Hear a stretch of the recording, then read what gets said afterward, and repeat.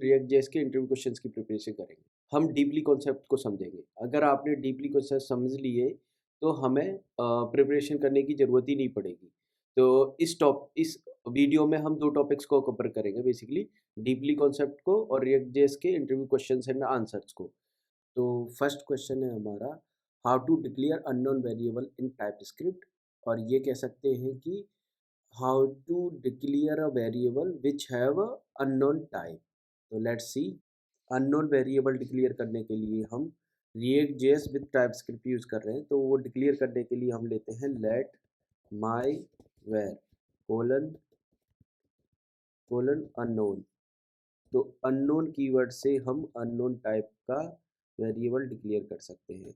तो unknown variable declare करने का यूज़ क्या है? तो बेसिकली जब हमने किसी वेरिएबल को अननोन डिक्लेयर कर दिया तो उसकी टाइप चेक करना मस्ट है। अगर आप टाइप चेक नहीं करोगे और उस पर कोई ऑपरेशन परफॉर्म कर रहे हो तो वो कंपाइल टाइम ही एरर दे देगा। जैसे कि अभी देखो, मैं आपको एग्जांपल के तौर पर दिखाता हूँ कि अगर मैं माई वेयर में पहले नंबर वैल्यू असाइन कर लूँ और फिर माई वेयर में ही मैं ये स्ट्रिंग वैल्यू असाइन कर दूँ। जैसे कि मैंने स्ट्रिंग वैल्यू असाइन कर दी रोहिताश। अगर मैं इसको कंसोल कराऊंगा तो कोई प्रॉब्लम नहीं है, क्योंकि रीसेट वाली वैल्यू को ये कंसोल कर देगा। तो मैं कंसोल करा के दिखाई भी देता हूँ आपको कि last value of my var. तो आपको रीसेट वैल्यू अगर आप देखोगे तो इसकी क्या होगी, स्ट्रिंग होगी, जिसमें कोई प्रॉब्लम नहीं है। दिख रही है, स्ट्रिंग दिख रही है। अगर मैं इस पे कोई ऑपरेशन परफॉर्म करना चाहता हूँ तो ये टाइप कंपाइल टाइम ही एरर दे देगा। इसको बोलते हैं टाइप सेफ्टी। ये देखो, कंपाइल टाइम एरर दे दिया, my var is of type unknown. तो आप इस चीज़ को ओवरकम कैसे करेंगे? तो बेसिकली हमें इसका टाइप चेक करना पड़ेगा। Type of my var equal equal to number. ठीक है, अगर मैं नंबर चेक कर रहा हूँ और तब ये ऑपरेशन परफॉर्म करूँगा तो ये चल जाएगा। ठीक है, तो मैं इस कंडीशन को उठा के यहाँ पेस्ट कर देता हूँ। ये लीजिए, सेव किया। अभी प्रॉब्लम क्या होगी कि लास्ट वैल्यू मेरी स्ट्रिंग है और मैंने नंबर चेक करके इसको 2 से मल्टीप्लाई किया है, तो देखते कि क्या आ रहा है, नन आएगा। अब मैं क्या करता हूँ कि रीसेंट वैल्यू यानी कि लास्ट वैल्यू नंबर कर देता हूँ। जैसे ही मैं नंबर करूँगा तो इसकी वैल्यू 10 प्रिंट हो जाएगी। तो अननोन टाइप का वेरिएबल डिक्लेयर करने का मतलब होता है कि आप टाइप चेकिंग कर रहे हो, उसकी टाइप सेफ्टी हो जाती है कि जैसे हमें कुछ पता नहीं है कि इस वेरिएबल का टाइप क्या होना चाहिए, बट हमें इतना पता है कि जहाँ हम यूज़ कर रहे हैं वो एज ए नंबर यूज़ कर रहे हैं कि स्ट्रिंग यूज़ कर रहे हैं, तो उसका अननोन टाइप डिक्लेयर कर दो और वहाँ पे उसका टाइप चेक कर लो, टाइप चेक करके उसको यूज़ कर लो। तो ये कोड में यूज़ होता है। अगर मैं इसको एनी डिक्लेयर कर देता तो ये मेरा चल जाता। जैसे कि मैं इसको कंसोल को बाहर प्रिंट करा दूँ तो ये वर्क करेगा, और इसको कर दूँ कमेंट और इसको कर दूँ एनी, तो ये मेरा देखो वर्क कर रहा है।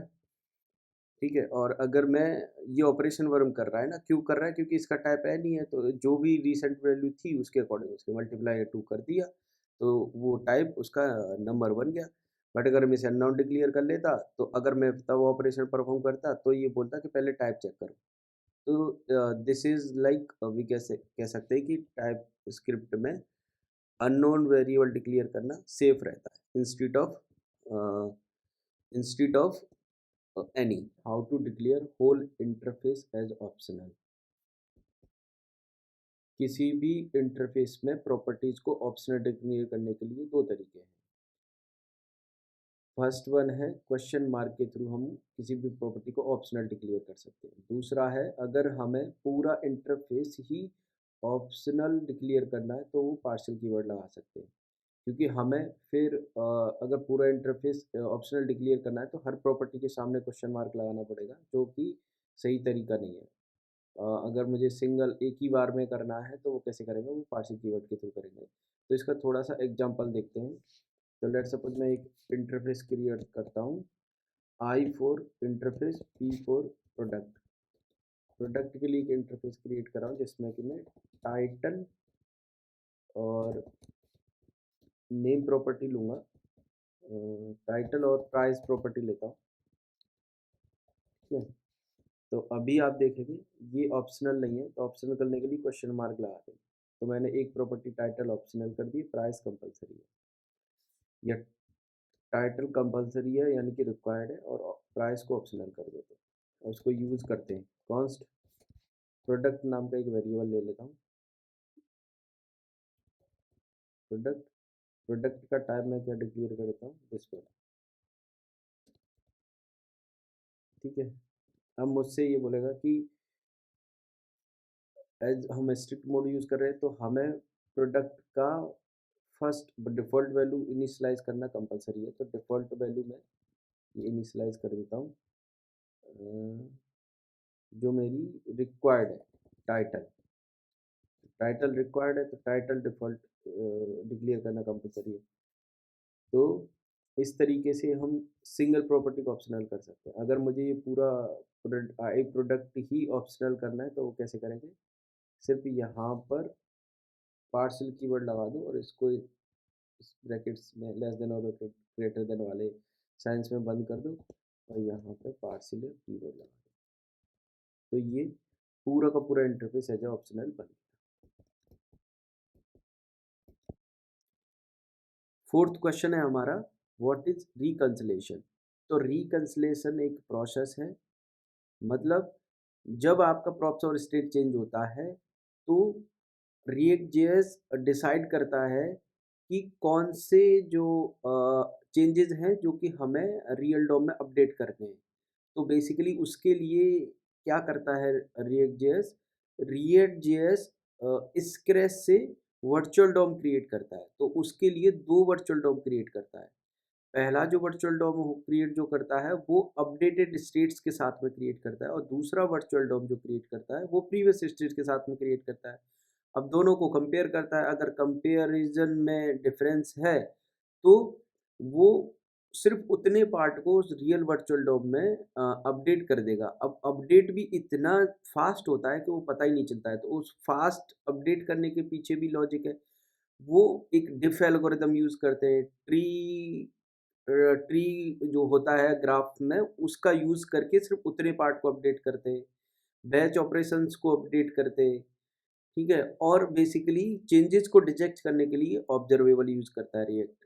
तो इस प्रोसेस को ही हम बोलते हैं रिकंसलेशन, है मेरा लाइफ साइकिल ऑफ कंपोनेंट।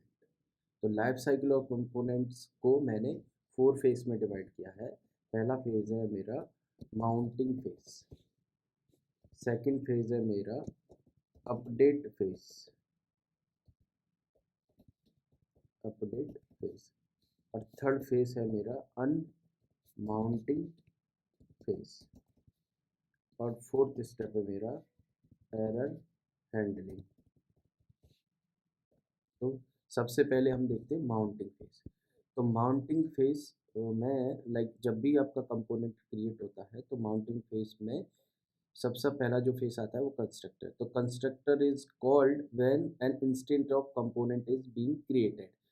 तो जब भी कंपोनेंट का इंस्टेंट क्रिएट होगा तो उस टाइम पर कंस्ट्रक्टर सबसे पहले कॉल होता है, जिसका कि यूज़ होता है स्टेट प्रॉप्स को इनिशियलाइज करना, प्लस जो भी अगर मेथड हमें बाइंड करना है उनको बाइंड कर सकते हैं।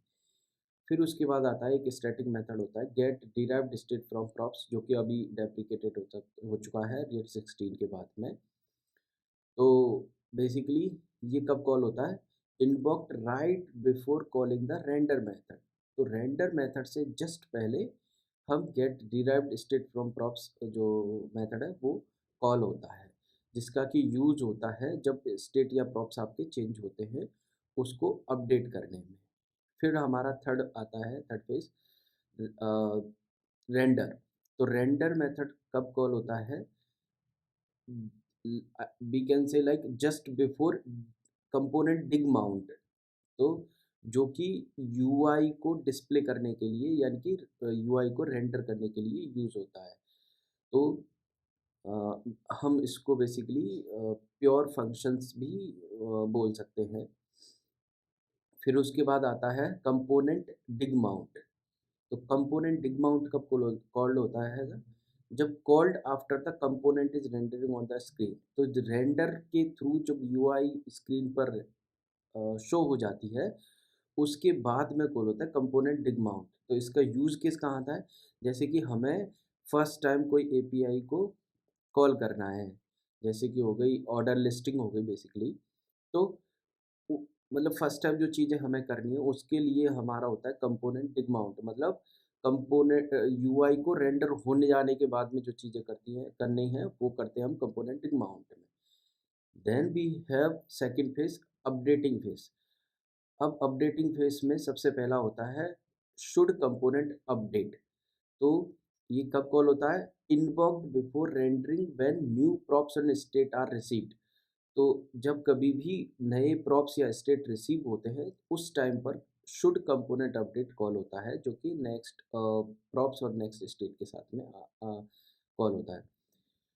अब इसका यूज़ केस कहाँ है, मतलब इसका बेसिकली सबसे ज़्यादा यूज़ केस है कि कंपोनेंट की री-रेंडरिंग रोकने में, क्योंकि हम यहाँ पर कंपैरिज़न कर सकते हैं कि हमारे क्या प्रॉप्स चेंज हुआ है या नहीं हुआ है, क्या स्टेट चेंज हुआ है या नहीं हुआ है, तो उसके बेस पर हम परफॉर्मेंस इंक्रीज़ कर सकते हैं। थर्ड आता है हमारा फिर से रेंडरिंग। तो जब प्रॉप्स और स्टेट चेंज हुए हैं तो ऑब्वियसली रेंडर फिर से कॉल होगा। तो इसमें री रेंडर करके यूआईज़ को हम डिस्प्ले कर सकते हैं। तो अब इसकी जस्ट बाद में फिर कॉल होता है गेट स्नैपशॉट अपडेट। तो गेट स्नैपशॉट स्टेट में हम मतलब प्रीवियस प्रॉप्स और प्रीवियस स्टेट के बेस पर इंफॉर्मेशन रखते हैं। और ये कब कॉल होता है, invoked right before the most recent render output is coming to the DOM. तो जो भी रीसेंट री रेंडर होकर के जो आउटपुट क्रिएट हुआ है यूआई पर, यानी कि डिस्प्ले पर, उससे पहले हम get snapshot before update call होता है, जो कि एक तरीके से अपने पास ना वर्चुअल डोम में एक स्नैपशॉट रखता है, जिसको कि जो मैंने आपको कॉन्सेप्ट बताया था कि वर्चुअल डोम प्रीवियस स्टेट और अपडेट स्टेट का जो कंपैरिजन रखता है। तो ये मेथड कॉल होता है। फिर जस्ट इसके बाद में फिर कॉल होता है आपका अनमाउंटिंग फेज़ आता है। अनमाउंटिंग फेज़ में जो कम जो मेथड कॉल होता है वो है कंपोनेंट विल अनमाउंट। अब ये कब कॉल होता है, called right before a component is removed from the DOM. तो जो डोम से जब कंपोनेंट रिमूव होगा जस्ट उससे पहले कॉल होता है। अब इसमें क्या कर सकते हैं, जैसे कि अगर आपने कोई सब्सक्राइबर क्रिएट किया है तो उसको अनसब्सक्राइब कर सकते हैं, या आपकी जो रिक्वेस्ट जा रही हैं एचटीटीपी रिक्वेस्ट उनको कैंसिलेशन कर सकते हैं। मतलब क्लीन करने के लिए जो भी है या अनबाइंड कर सकते हैं, कोई भी अगर मेथड बाइंड किया है तो उन चीज़ों के लिए हम यूज़ करते हैं कंपोनेंट विल अनबाउंड। तो इस पेज में ये आता है। फिर आता है आपका एरर हैंडलिंग। तो एरर हैंडलिंग अभी रिएक्ट 16 के बाद में इंट्रोड्यूस किया गया है। तो बेसिकली अब एरर हैंडलिंग को एक जगह से हम हैंडल कर सकते हैं, लाइक जैसे एंगुलर में एचटीटीपी इंटरफेस होते हैं, एरर हैंडलिंग इंटरफेस होते हैं। तो उनके थ्रू हम एंगुलर में एक जगह सारे हमारे एचटीटीपी एरर हैंडलिंग है उनको हैंडल कर सकते हैं। उसी तरीके से अब ये एक मेथड इंट्रोड्यूस हुआ है, वो है static get derived state from error, और या फिर कह सकते हैं दूसरा भी है कंपोनेंट डिग कैच। तो इसके थ्रू बेसिकली हम जो भी रेंडरिंग के दौरान जो एरर्स जनरेट होते हैं उनको हम हैंडल कर सकते हैं। इंटरव्यू क्वेश्चन है हमारा, what happen when you call set state. तो इंटरनली क्या होता है, तो आंसर है, आप पढ़ सकते हैं, आंसर भी मैंने मेंशन किया है। Whenever set state method is called, React.js create the whole virtual DOM from scratch. Creating a whole tree is very fast, so it does not affect the performance. At given point, React.js maintain two virtual DOM, one with updated state virtual DOM and other with previous state virtual DOM. React.js using diff algorithm compare both virtual DOM to find the minimum number of steps to update the real DOM. React.js uses observable to find the modified component. Whenever the set state method is called on any component, React.js makes that component dirty and re-render it. तो basically React.js observables use करता है, और जब भी set state method call होता है तो वो उस कंपोनेंट को ऑब्जर्वेबल्स के थ्रू डर्टी मार्क कर देता है, जिससे कि वो उसको री रेंडर कर सके। बट सेट स्टेट मेथड जब कॉल्ड होता है तो आपने पढ़ा कि इंटरनली React.js क्या करता है। इंटरनली React.js स्क्रैच से दो वर्चुअल डॉम क्रिएट करता है। पहला वर्चुअल डॉम जो क्रिएट करता है वो अपडेटेड स्टेटस के लिए, और जो दूसरा वर्चुअल डॉम क्रिएट करता है वो प्रीवियस स्टेट्स के लिए। और ये एक बहुत ही बेहतरीन एल्गोरिथम की हेल्प से किया जाता है, जिससे कि परफॉर्मेंस का पता ही नहीं चलता है, वेरी क्विक वे में होता है। अब ये दोनों क्रिएट करने के बाद में उनको कंपेयर करता है कि प्रीवियस स्टेट और अपडेटेड स्टेट अगर इक्वल हैं तो कुछ भी वो रियल डॉम में अपडेट नहीं करेगा, इट मीन्स री रेंडर नहीं करेगा, रियल डॉम में पेट नहीं करेगा। बट अगर कुछ भी अपडेटेड दोनों डोम्स का कंपैरिजन करने पे अगर इक्वल नहीं आता है तो वो रियल डोम में अपडेट करेगा। लेकिन क्या अपडेट करेगा, जितना पार्ट आपका कंपोनेंट में री रेंडर होना है, जितने पार्ट में आपका, जैसे सेट स्टेट वेरिएबल के थ्रू आपने कोई वेरिएबल सेट किया और उसको आप कंपोनेंट में यूज़ कर रहे हो, तो सिर्फ उतने ही पार्ट को वो रियल डोम में अपडेट करेगा। तो React.js बेसिकली इसके लिए क्या करता है, बहुत ही बेहतरीन एल्गोरिथम यूज़ करता है, जिसकी वजह से यूज़र को फ्रंट एंड पे पता ही नहीं चलता कि वो कितने जल्दी रियल डोम में अपडेट हो गया। नेक्स्ट क्वेश्चन है हमारा, how normal DOM works without React. For example, अगर आपको किसी एलिमेंट के अंदर इनर टेक्स्ट को अपडेट करना है तो उसके लिए आप क्या करेंगे, document dot get element by ID, फिर उसके इनर एचटीएमएल में आप वैल्यू असाइन करेंगे। तो अब जब ये एक छोटा सा काम आप करते हैं तो आपका जो रियल डोम है, जो एचटीएमएल के अंदर जो डोम बनता है, वो फिर कैसे काम करता है, ये क्वेश्चन है। तो अब पहले एक बार हम जो आंसर है वो रीड कर लेते हैं। Rendering engines which are responsible for displaying or rendering the web page on the browser screen parse the HTML pages to create DOM. It also parses the CSS and applies the CSS to the HTML, creating a render tree. This process is called attachment. तो HTML जब ये एक Dom को हम update करते हैं तो उसमें एक अटैचमेंट प्रोसेस क्रिएट होती है, तो जिसमें कि ये सारी चीज़ें होती हैं। तो अब हम इसको अगर एक्सप्लेन करें तो जो ब्राउज़र के इंजन्स होते हैं, जैसे कि V8 इंजन गूगल क्रोम का होता है, तो बेसिकली वो किस चीज़ के रिस्पॉन्सिबल होते हैं कि जो भी आप HTML आप क्रिएट कर रहे हो, उस HTML का एक ट्री क्रिएट करना, मतलब डॉम ट्री क्रिएट करना, एंड अब उस HTML पे जो CSS है उसको पार्स करना, उस CSS को हर एलिमेंट पे अप्लाई करना। तो इस ये जो प्रोसेस है वो रेंडर इंजन्स के थ्रू होती है और इस प्रोसेस को बोलते हैं अटैचमेंट।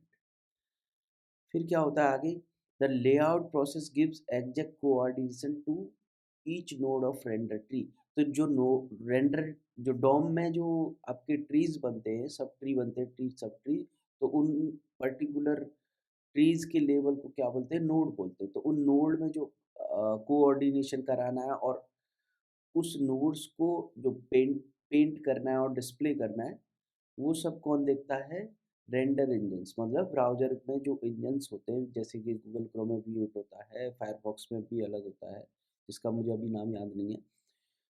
तो वो ये सारी चीज़ें करते हैं। अब एक एग्ज़ाम्पल के थ्रू समझते हैं। लेट्स सपोज़ आपको एक छोटी-सी चीज़ करनी है, गेट एलिमेंट बाय आईडी, मतलब एलिमेंट बाय आईडी से आपको एक एलिमेंट के अंदर एक टेक्स्ट अपडेट करना है। तो उसका सिंटैक्स है get document dot get element by ID dot inner HTML then रोहितास एक स्ट्रिंग अपडेट। और इसके पीछे क्या होता है?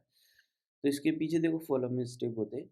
सबसे पहले ब्राउज़र एचटीएमएल को पार्स करता है, देन वो चाइल्ड एलिमेंट को रिमूव करता है, फिर डोम में उस टेक्स्ट को अपडेट करता है, फिर से क्या करता है, ये सारी चीज़ें करने के बाद में रिकैलकुलेट करता है CSS for parent and child. तो जो पेरेंट था और चाइल्ड था उसकी सीएसएस को रिकैलकुलेट करता है, फिर लेआउट को अपडेट करता है और कोड्स जो लेआउट को अपडेट करने के बाद में ट्री स्ट्रक्चर में जो नोड्स हैं उनका कोऑर्डिनेशन कराता है। देन उसके बाद traverse the render tree and paint it on the browser. तो फिर टॉप से लेकर के बॉटम तक ट्री को ट्रेवर्स करता है। ट्रेवर्स के जैसे कि ग्राफ्स में जो एल्गोरिदम है, left to right and right to left and right and between and then left,